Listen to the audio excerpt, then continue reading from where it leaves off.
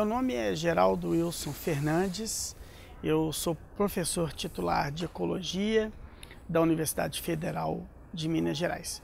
Eu fiz a graduação aqui na Universidade Federal de Minas Gerais e o mestrado e doutorado na Northern Arizona University, no Arizona, nos Estados Unidos.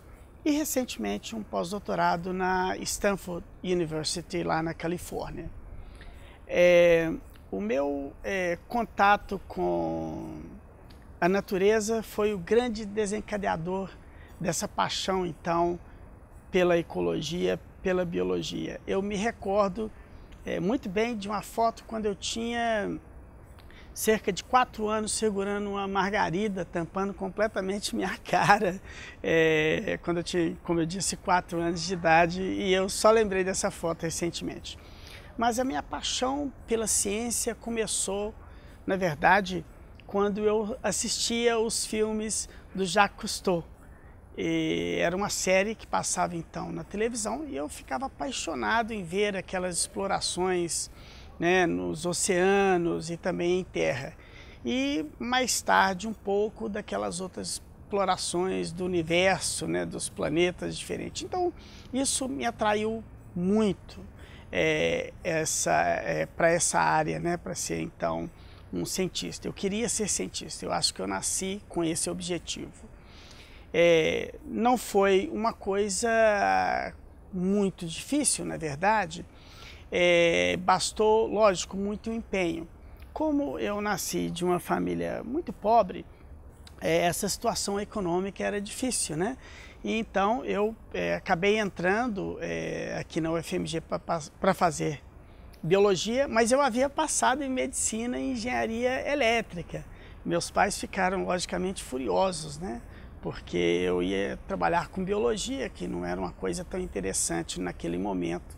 Mas eu resolvi então seguir esse caminho. E comecei a trabalhar na UFMG então enquanto estudante. Logo no início eu me envolvi com as atividades em laboratório, eu fui trabalhar com a parte de bioquímica, achei muito interessante, mas não estava aí o que eu queria realmente fazer. Houve um dado momento que eu queria fazer biologia marinha, mas a única coisa que encontramos aqui perto com água era a Lagoa da Pampulha, não deu muito certo. E a limnologia eu não me interessei. E num dado momento, no curso de ecologia, eu descobri que as plantas tinham câncer. Então as plantas também tinham câncer e isso me fascinou, né? Como poderiam plantas ter câncer, como também os animais. E o interessante é que não havia ninguém no país trabalhando, né, com esse assunto naquele momento. E foi muito complicado, porque não tinha literatura, não tinha nada.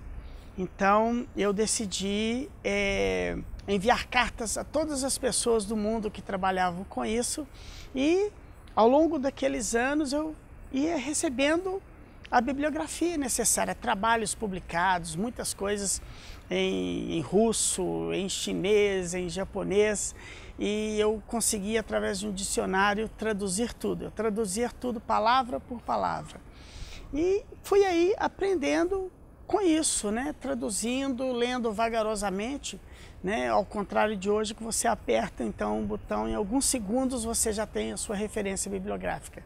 Naquele momento era muito complicado, né? Por não ter essas facilidades. Porém, era o momento e aquilo foi extremamente importante na minha vida, a gente sabia como é que era. Eu então continuei a estudar.